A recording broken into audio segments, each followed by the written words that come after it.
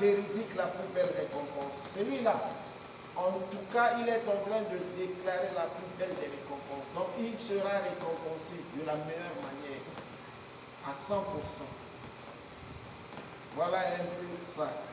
C'est le contraire aussi de ça aussi. Celui qui donne pour l'amour de ce dunya, celui qui donne pour se faire voir, son effort sera nul devant Allah. Son effort sera nul devant Allah. Il n'aura pas de récompense pour ça. C'est pourquoi à l'islam, les choses la plus importante, c'est l'intention. Le musulman doit vivre avec les bonnes intentions. À chaque chose que tu fais de toute ta vie, ça doit être avec les intentions réelles. Parce que Dieu ne regarde pas l'acte que l'être humain fait. Il ne regarde pas l'acte que l'être humain fait. Mais Allah regarde l'intention de l'être humain. C'est pourquoi dans le Coran, il dit, parmi les gens, il y a de ceux qui disent que nous croyons en Dieu et au jour dernier. Tandis qu'en fait, ils n'y croient pas. Mais comment est-ce qu'ils ne croient pas? Ils cherchent à tromper Allah et les croyants, alors qu'ils te trompent eux-mêmes, mais ils ne se rendent pas compte. Est-ce que tu vois? C'est de la même manière, parce qu'aujourd'hui, on peut voir quelqu'un faire du bien, donner des sarakats, faire du bien, mais le conseil que nous allons donner à ces gens qui font du bien, à ces gens qui sont généreux, de faire des efforts, de régler d'abord leurs intentions avant de commencer ce travail, de faire du bien. Parce que si tu ne le fais pas pour la cause d'Allah, tu le fais parce que tu as l'argent, tu le fais parce que tu veux te faire voir, sache que tu seras parmi les perdants. Que le bon Dieu nous en préserve. Et c'est pourquoi le bon Dieu dit, nous lui faciliterons la voie au plus grand bonheur. Donc avec son intention qui est bien là, lorsqu'il donne pour la crainte d'Allah, il déclare la plus belle récompense véridique, nous lui faciliterons la voie au plus grand bonheur. C'est Allah subhanahu wa ta'ala qui va lui faciliter la voie à travers son intention. Voilà. Selon certains érudits, le mot Husna désigne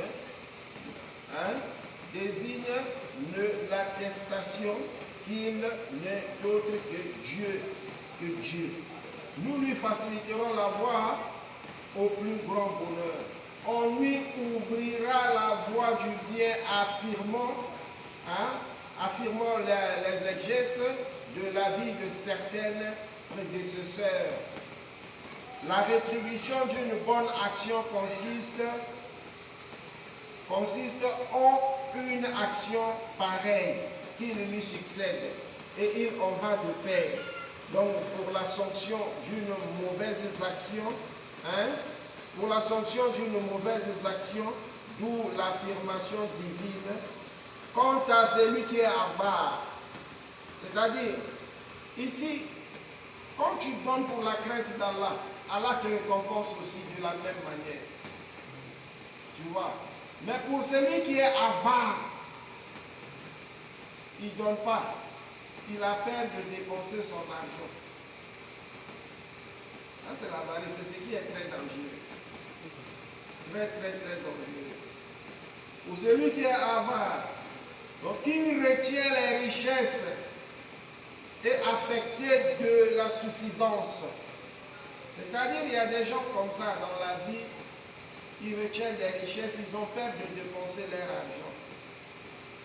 Mais pour bien comprendre, l'argent ne lui appartient pas, même s'il a souffert pour prendre cet argent, même s'il a souffert pour gagner cet argent. Toute personne qui est avare, c'est-à-dire son argent ne lui appartient pas. Son argent là, c'est pour ses ennemis. Son argent là, c'est pour d'autres. C'est comme si quelqu'un qui travaille pour les autres, c'est l'avarice qui fait ça à l'homme. Parce que l'argent que tu gardes beaucoup là, qui te dit que tu bénéficieras de ça un jour? Parce que si la mort vient te trouver là, tu pars, tu laisses. Tu n'iras jamais avec cet argent. Et raison pour laquelle le bon Dieu dit, quant à celui qui est avare, qu'est-ce qui va lui arriver? Et traité de mensonge la plus belle récompense. C'est-à-dire, quand quelqu'un est avare, il aura toujours des doutes dans sa tête.